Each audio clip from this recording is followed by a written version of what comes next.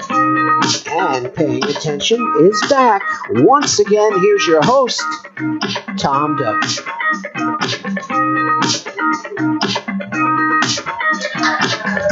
Yeah. You're going to have another training session. All right, welcome back to the Paying Attention podcast. I'm Tom Duggan. We're going to do this fine little show here for the rest of the afternoon, for at least another half hour or so. Sitting to my left is State Representative Lenny Mirra. He is a state representative out of Newbury. I keep saying West Newbury, but Newbury. it's West Newbury. My hometown. It's kind of the same, though, right? Isn't it? To some people it is. Yeah. But it's different municipalities. It's one of the wealthiest communities in the state, I think. Is that correct, maybe? We do okay. Yeah? We do okay. He's a conservative. He is a Republican. If you're a liberal, you just heard me say racist, even though I didn't use that word because liberals are brainwashed to hear words that you don't say. And I met Lenny when he was running, and I've been kind of following the progression of him in the State House. Before you took office, we had a conversation. We had several. And I told you like a whole bunch of stuff. I laid like a whole bunch of stuff on you. And you kept looking at me with your mouth open going, but that can't be true, Tom. I mean, can you prove that? And I said, look, come see me in 2 years, once you've been in for 2 years, when you're running for re-election, and you tell me if I'm right. I'm going to plead guilty to at least one of those things. So you told me that every time you request information from a town clerk or whatever, public information, you get denied. That you couldn't get public information. I said, that can't be true, Tom. It's open to the public. You can get all of this stuff. And you know what? You ended up being right. Yeah. Because a lot of the places from the state police to our town clerks simply withhold information, or they'll charge an exorbitant amount of money to relinquish it. And so you came to the State House one day, bragging, rightfully so, about how we were able to get a bill passed requiring that this information be made available or at a nominal cost. Right. And you were right. I was absolutely wrong about that.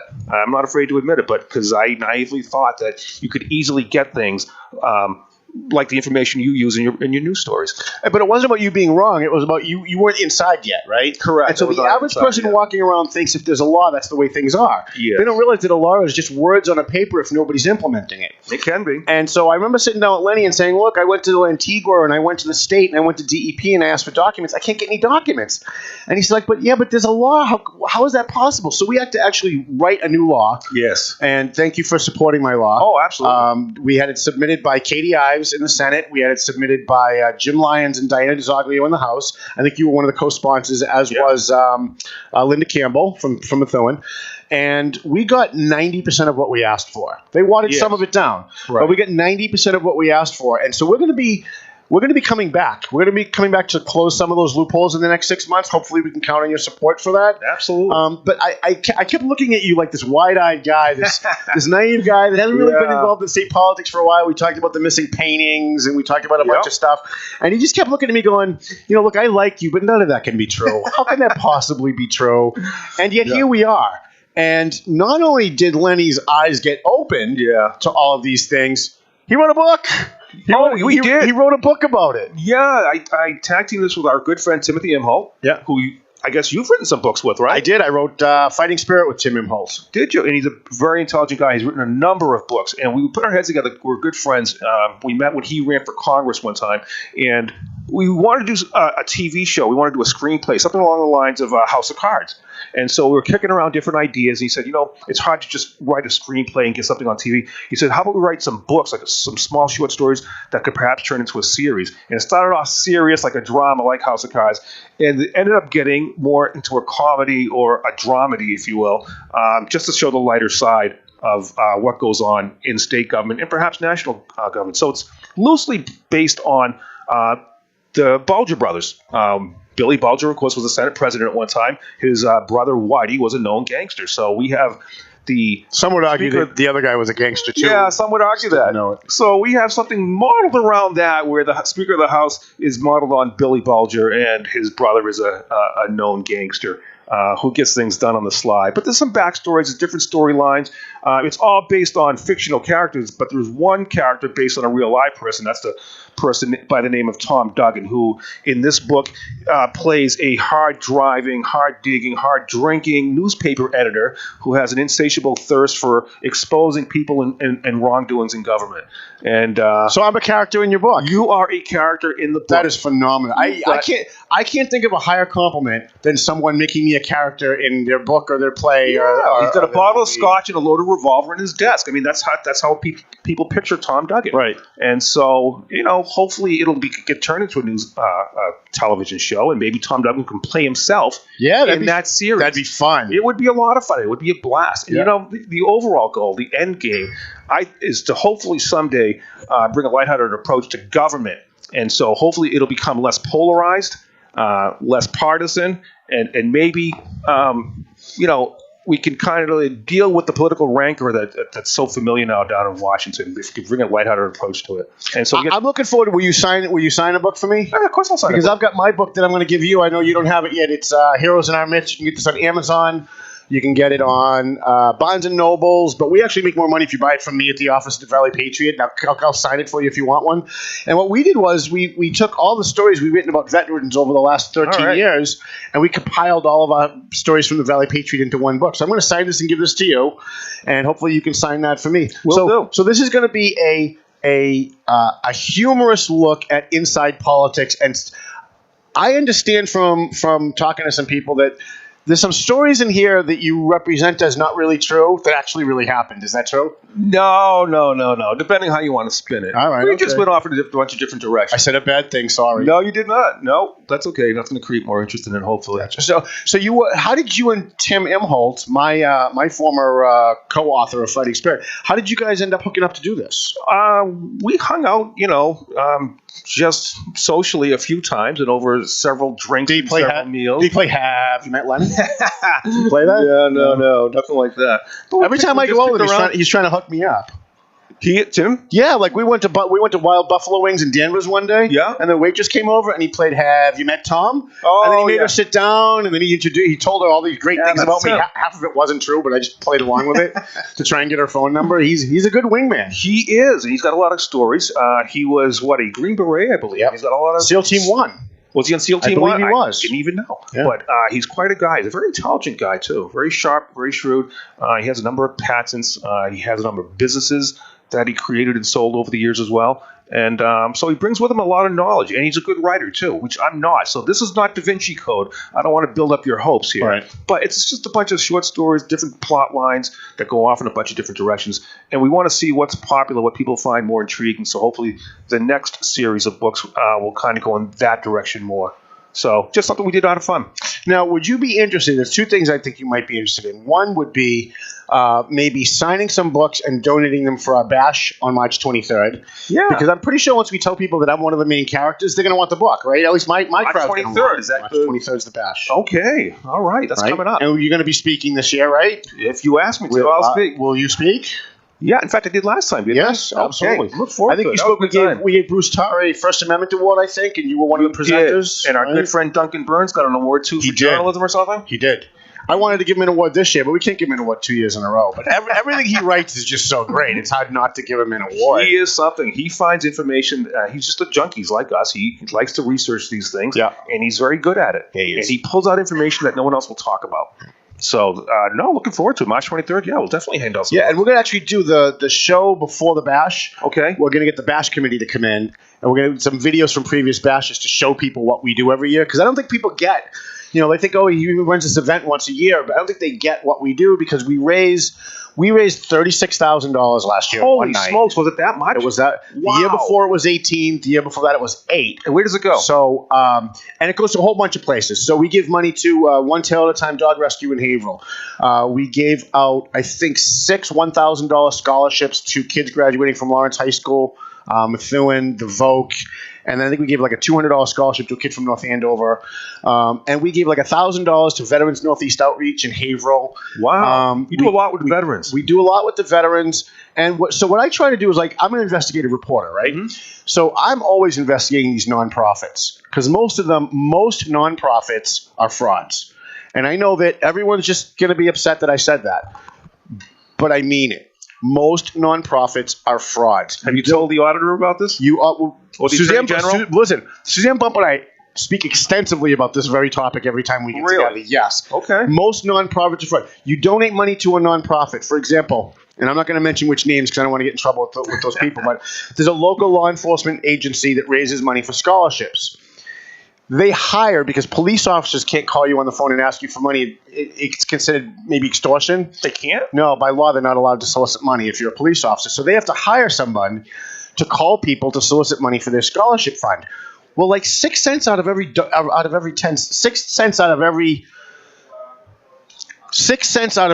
cents goes to the people collecting, and 4 cents out of every 10 cents goes to the actual nonprofit. Now, if the nonprofit has a leader of the nonprofit, a president of the nonprofit, a CEO of the nonprofit, that person's drawing a salary. So 4 cents becomes 2 cents, becomes 1 cent.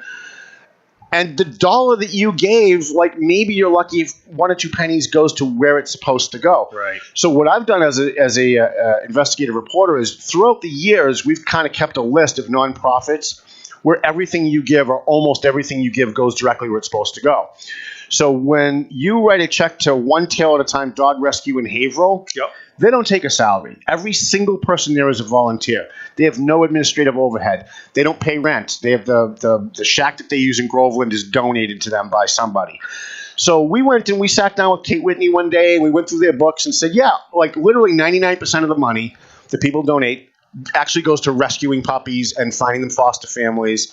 So let's put them on our list. And when we started raising money at our bash, we put them on our list to donate to, because we know where the money's going to go. Veterans Northeast Outreach, 100, not 99, 100% of the money that they get at Veterans Northeast Outreach in Haverhill goes to homeless veterans. 100%.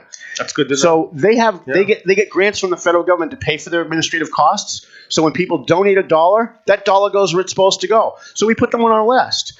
And so with this bash that we do every year, and I'm so grateful that you come, because I think you add a lot to it.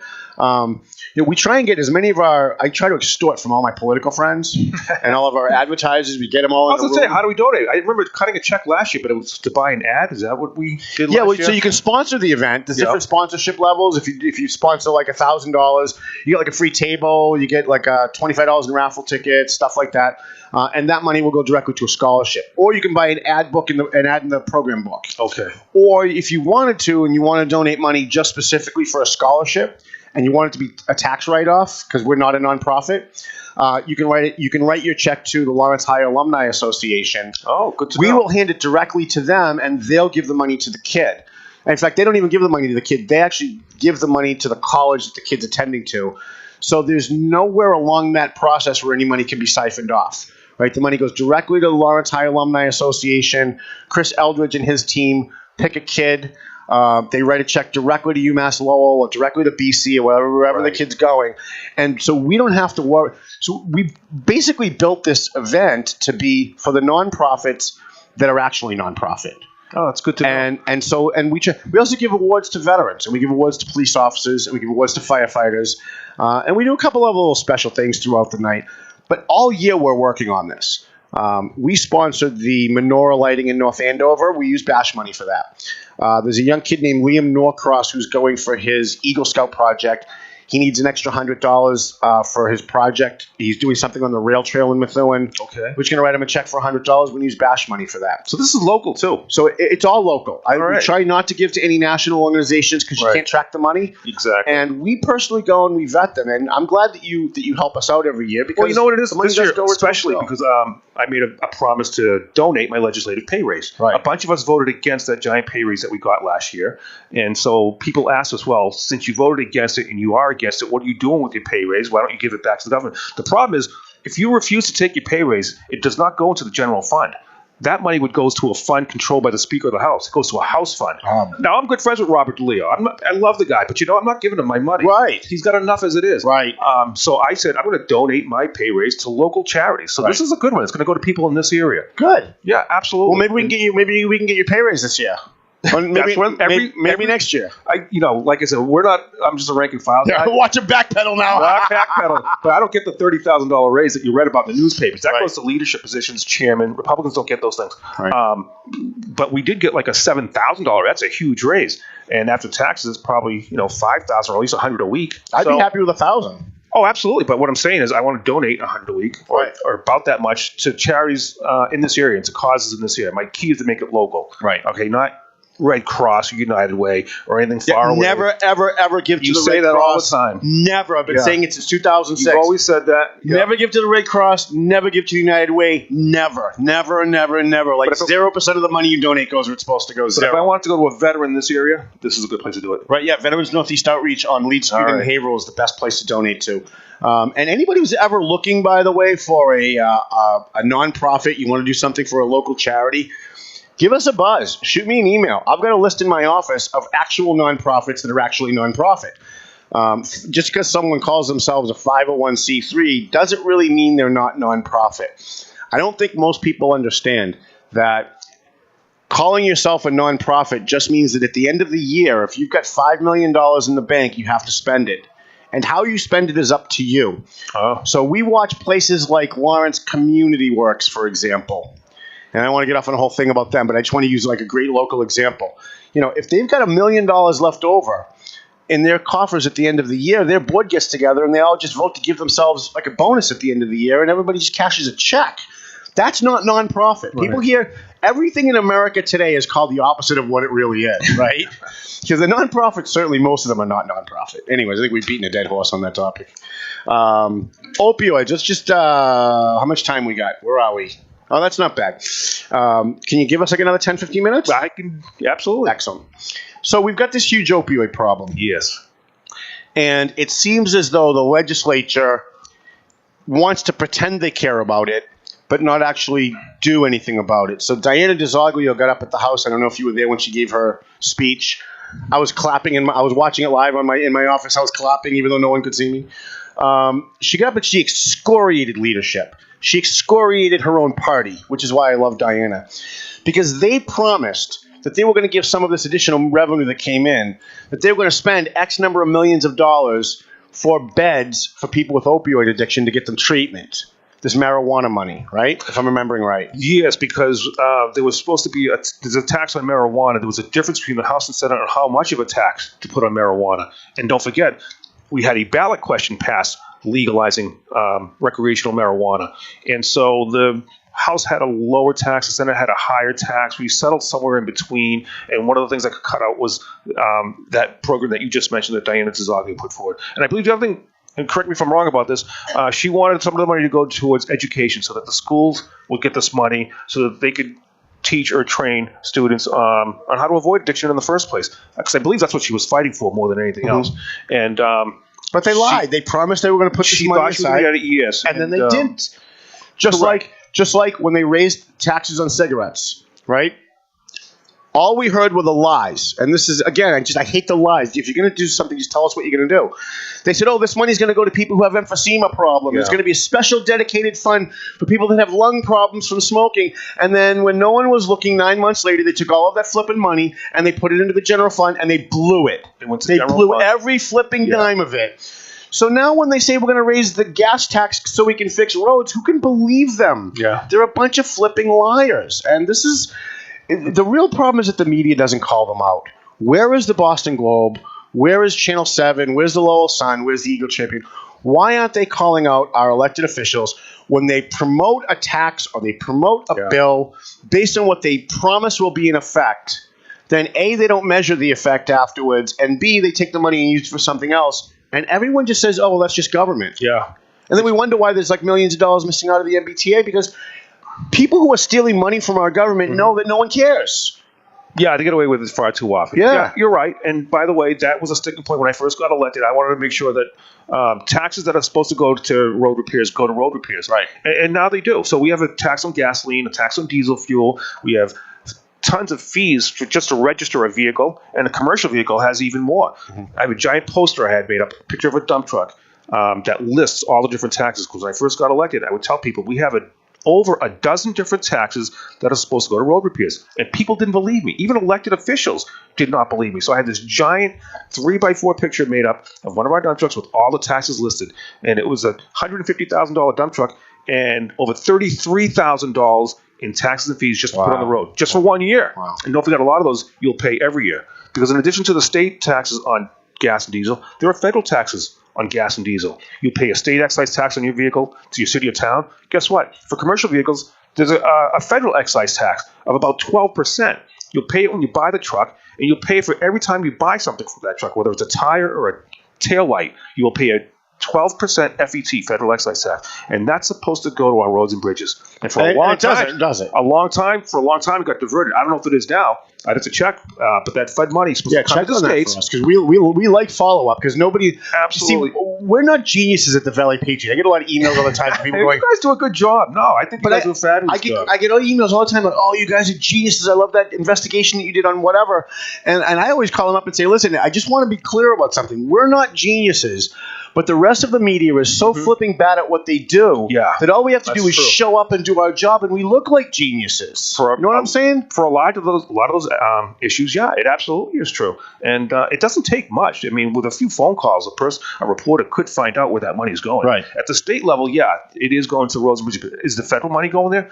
To this day, we don't really know for sure. It could be going to just a general fund, and it's going to become an issue this year. I think there's going to be an infrastructure bill in Congress. And I think Trump wants it. I think now the Republicans want it as well. And the question is going to become, well, how do we pay for it? And like I said, we already have a dozen different taxes that are supposed to go to roads and bridges. Where's all that money going to? Right. Where has it been going to? Right. And the feds, I'll give them credit for one thing. They do one thing smart. They have a tax on diesel fuels that's a little bit higher than the tax on gasoline. And that's for a good reason. It's because almost all the wear and tear on the roads and bridges is caused by these big, heavy trucks. Your car, my car, causes very little of any kind of wear and tear on a road. It's those big, heavy trucks. And the best way to raise taxes is to tax that diesel fuel, because the bigger and heavier the truck is, the more diesel fuel it'll burn. The more miles they go on, the more fuel they'll burn. But if you talk to these truck drivers, yeah, they'll tell you, from their perspective, they're getting hit with so many taxes. They are. And I don't understand the mentality of where are we going to get the money. Well, you are already in charge of billions and billions of dollars. A lot of it is being wasted. Yeah. A lot of it is on stuff that is immeasurable. For example, and I'll just give you like a small example. Like Nikki Songas comes to Valley Works Career Center a couple of years ago, and she presents this big check for, I don't know what the exact number is. Let's say it's $30,000 for Groundwork Lawrence to have a green technology jobs training class. Yeah. Okay. So I went over to Nikki Songas, and I like Nikki. We get along well, even though she's a Democrat. And I said, so when this is over, how do you measure how effective spending this money was? Because I don't know too many Latinos in Lawrence who have the opportunity to work in a green technology business. I don't know any green technology businesses in Lawrence. I don't know whether there are any wind farms in Lawrence. I don't know whether there are any solar plants in Lawrence. So other than the photo op, what is the purpose of this? Well, I think she's trying to create jobs in Lawrence because the unemployment rate is pretty low in Massachusetts, and if you look at it on a town-by-town basis, it's ultra low. I mean, my towns are doing great, 3.5%, 4% unemployment in Groveland, Boxford, Georgetown. Then all of a sudden you get to Lynn or Lawrence or Lowell, and it's almost twice as high. And it's been like that for a long time when you get into these big cities. So I think, to Nikki Songas' defense, I think she's trying to address that. She's a Lowell representative, isn't she? That's her town, isn't it? And she's trying to help her town. I mean, I don't blame her for that because those cities are, for some reason, suffering from higher unemployment than all the surrounding cities. Not by a little bit, by a lot. But when you look at the priority should be opioid addiction.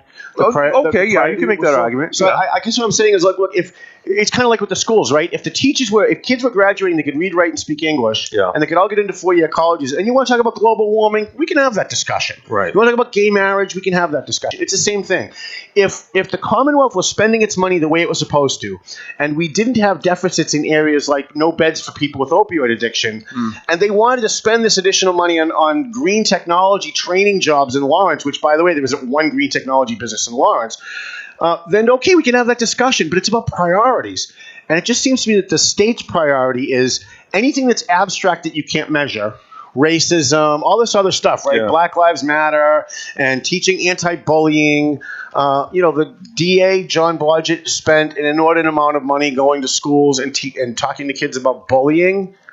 Yeah, how does that help? Yeah. Like, tell me one job that created. Well, once again, I think that comes down to an unfunded mandate handed down by Beacon Hill because a couple of years ago, bullying was big. Okay, it was a big issue. And so we passed a bill. I can't remember what it was called, but we basically forced all of our schools to implement this bullying program that we put on. But we didn't give them the money to implement it. We just said, you have to do all this reporting and all these things. And now the superintendents of those schools are saying, well, wait a minute, you're not giving me any money. How am I supposed to do that? Well, maybe in a big city they have people on the payroll that can handle it. But in a small town like the ones I represent, they don't have excess people to handle that. So we just dump these unfunded mandates on our school superintendents. We do it all the time. Right. That's something that has to be reviewed. And yet, if you ask a Democrat, they'll say, there's no such thing as an unfunded mandate.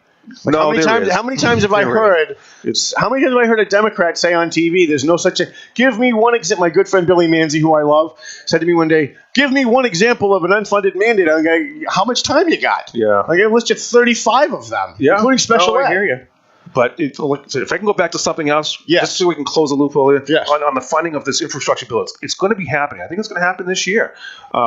There is a move afoot to start taxing us by the mile, which scares the bejesus out of me. Absolutely ridiculous. Because you're talking about implementing something that allows the government to know where you are in your car. Now, if you're a Republican like yourself, how do you like the idea of someone like, I don't know, Nancy Pelosi knowing where you're going? Right. And if you're a Democrat, how do you like the idea of someone like Donald Trump knowing your whereabouts? Right. Do you really want that? Right. And what I'm saying is, people should fight that tooth and nail, and I hope they do, because like I said, we already have a dozen different taxes for roads and bridges. Just look at those. First of all, let's look at where it's all going. Right. And second of all, for Massachusetts, why are we spending so much damn more than all other states?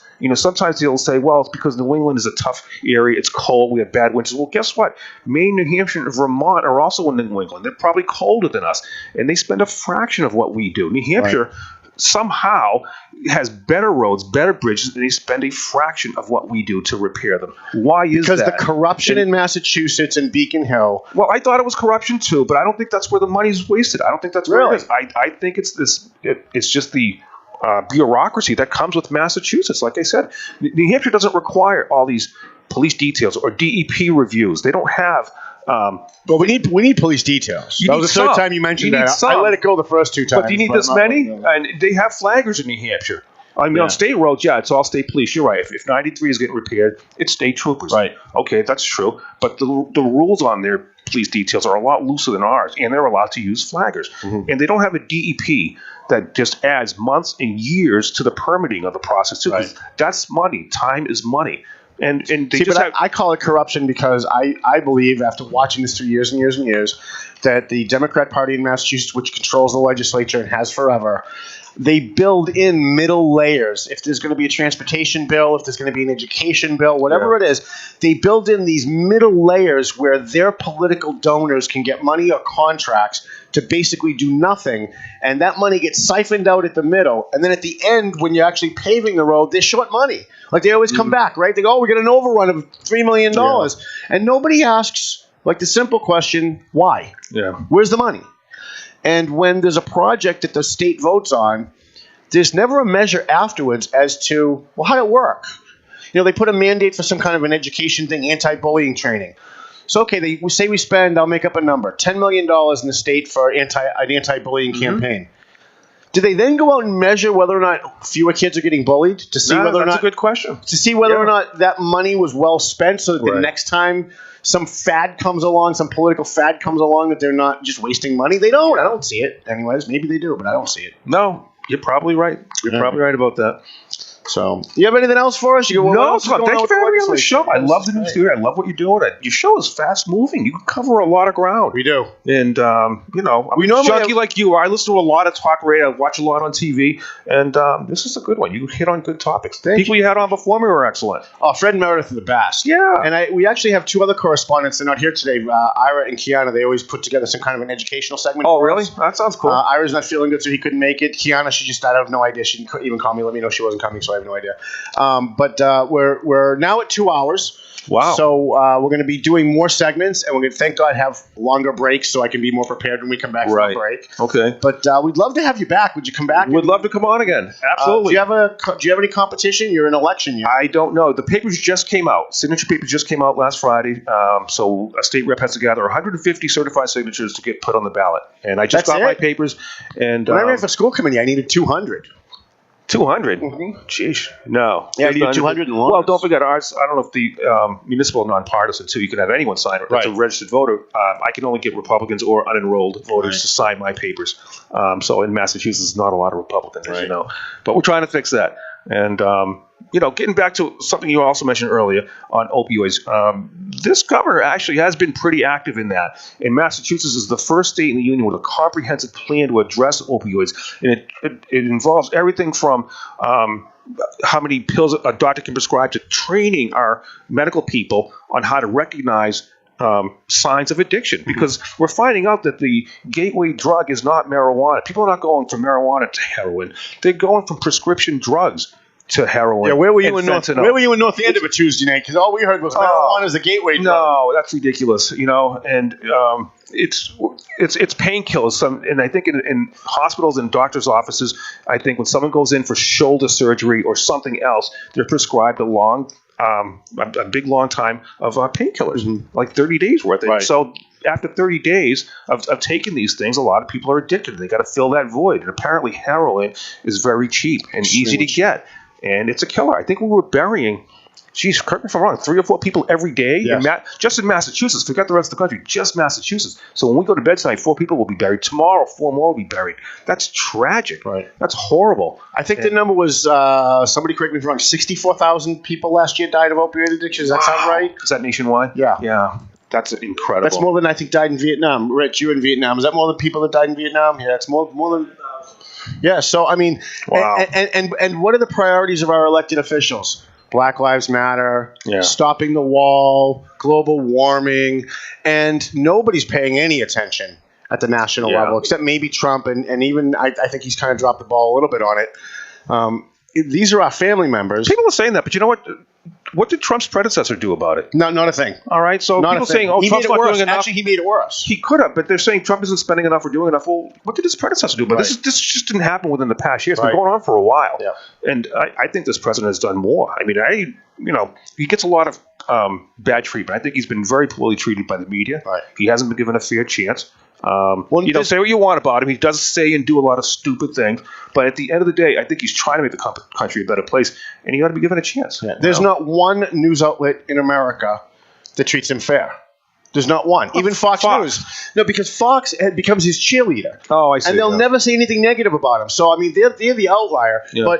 But if you look at CNN, MSNBC, NBC, CBS, the Boston Globe, the New York Times, they've been horrible to him. Yeah. I mean, if Trump uses his salad fork while he's eating his dinner, it's a front page story about, is that presidential? Is that appropriate? Oh, look, he used his salad fork. Let's see what happens if he ever uses Russian dressing on a salad. Oh, I know that. Oh my God, forget it. And think about at the same time they're saying he's a left wing. That he's a left-wing communist spy for Russia. Yeah. He's also a right-wing fascist Nazi. Yeah. Like in the same sentence, they say it. And people who can't think for themselves, who don't know what these concepts mean, just go out and they repeat it like it's real. No. Look, I'll say it again. We'll close the show with this. Okay. There's nothing that the Democrat Party at the national level believes. I mean, everything that the Democrats at the national level believe is in direct contradiction to everything else that they say they believe in. And the perfect example that I gave you earlier, I found a better one. So the Democrats and CNN and MSNBC all come out every single day. He's a racist. He hates black people. He hates brown people. He hates Jews. He's evil. And then they unanimously vote to renew the FISA. Oh, yeah. In the Patriot Act, right? So in the Patriot Act, there's a FISA provision that allows the FBI and federal cops under Donald Trump to read your emails, listen to your voicemails, hack into your computer, turn on the little camera that's on your computer and watch what you're doing while you're at home or at work. And if these people actually believed that he was Hitler, if they really believed that he was a fascist or a communist, then why would they unanimously vote to give him more power to do fascist and communist things? I think it's because a lot of people simply haven't accepted the election. They just cannot accept the outcome of that election. Right. And they're saying, well, Hillary got more popular votes. And yeah, but she won the election. She should be, you know what? We have rules. We've had the same rules for over 100 years, right? The Electoral College is not something new. And a lot of people simply cannot accept the fact that he won the election. Right. And so they've been apoplectic about it. And a lot of people are just not giving him a fair shake. They're just not. And we should be looking at what he does and a little bit less on what he says and what he tweets. Right. Look at his actions rather than his words. You brought that up earlier. Yeah. You should be looking at what the guy is doing. And yeah, he stumbled quite a bit out of the gate. But you know what? Maybe he's finding his footing. Maybe he's going to have an infrastructure bill that his predecessor couldn't get passed. Maybe he'll have an opioid bill that his predecessor couldn't get passed. We should be hoping for these things, right? Instead of hoping for him to fail for election results, we should be hoping for him to succeed. And the way he gets criticized, I'm convinced these people have never read history. Because here we are, some maybe 20, 30 years later after, say, Lyndon Johnson, right? Yeah. Do we sit here and talk about the fact that he called black people the N-word?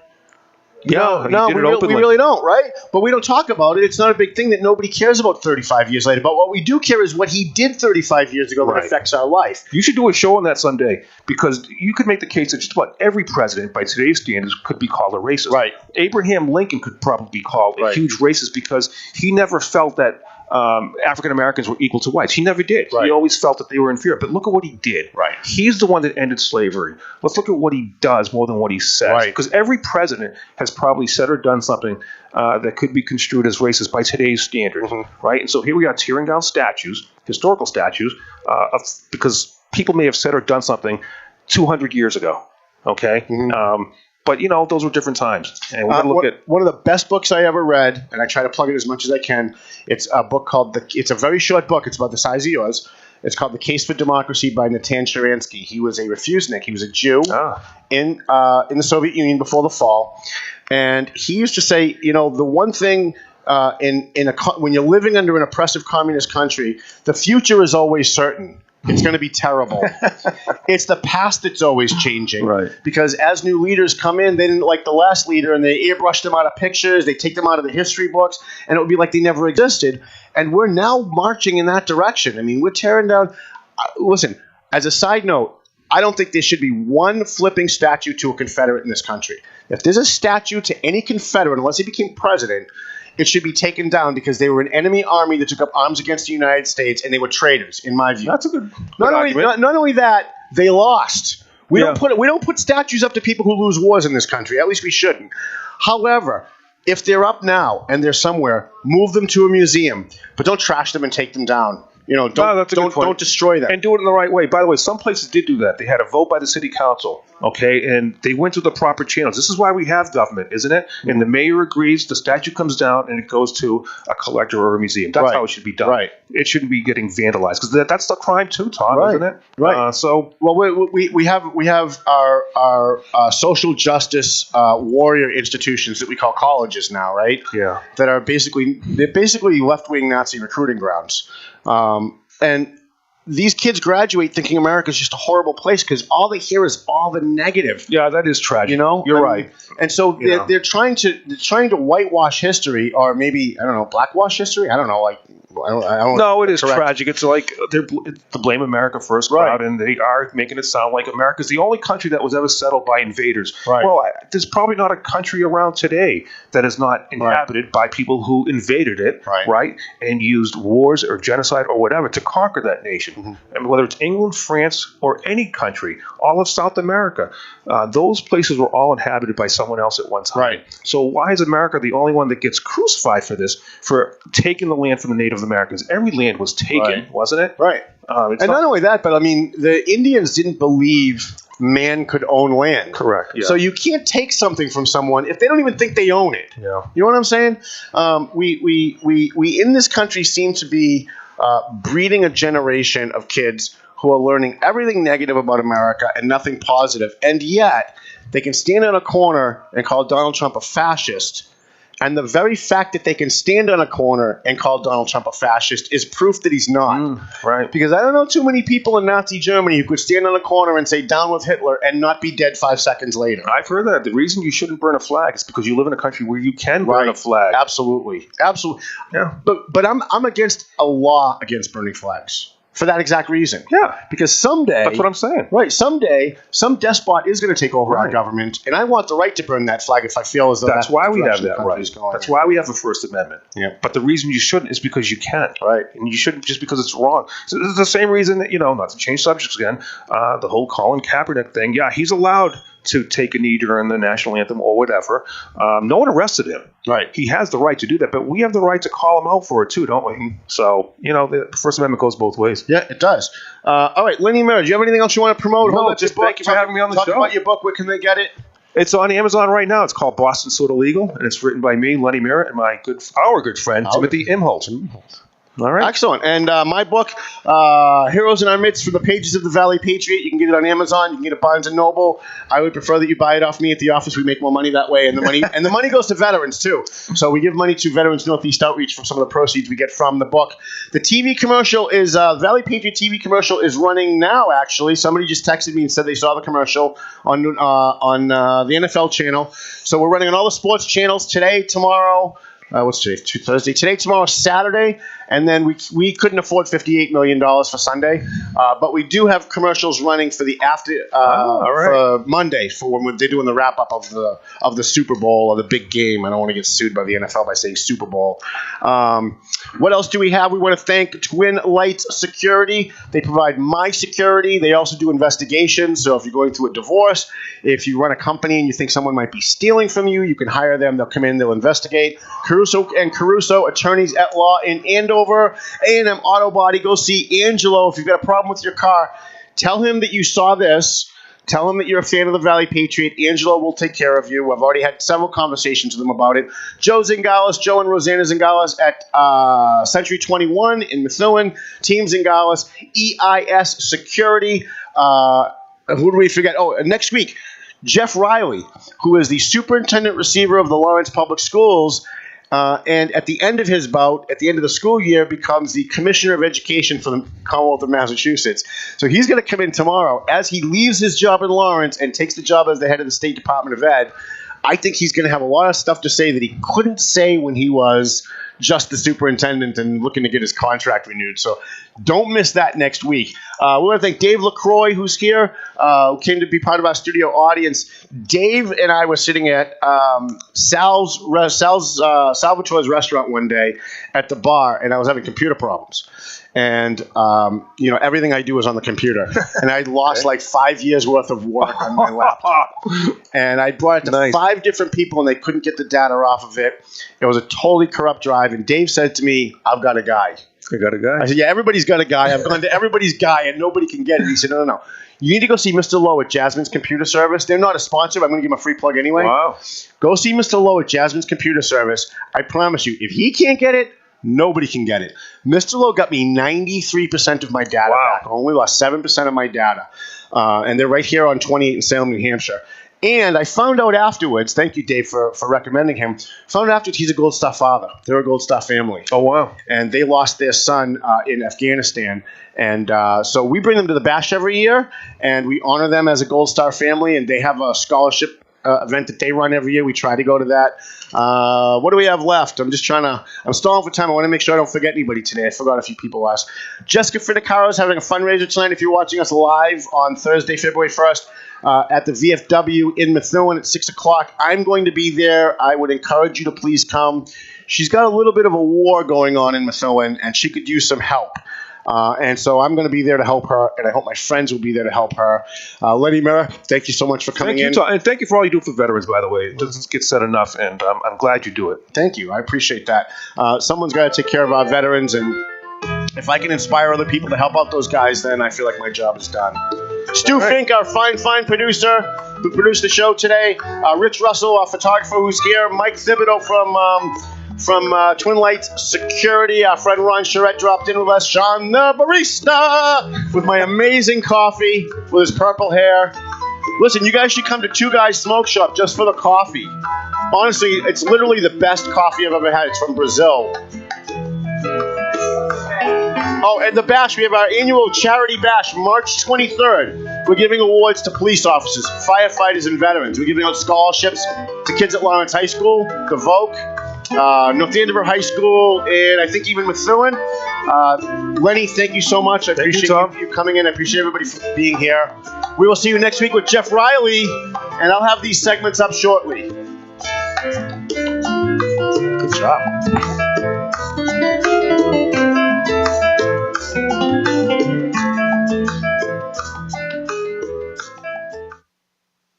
The views and opinions expressed by the hosts, guests, or callers of this program do not necessarily reflect the opinions of the Studio 21 Podcast Cafe, the United Podcast Network, its partners, or affiliates.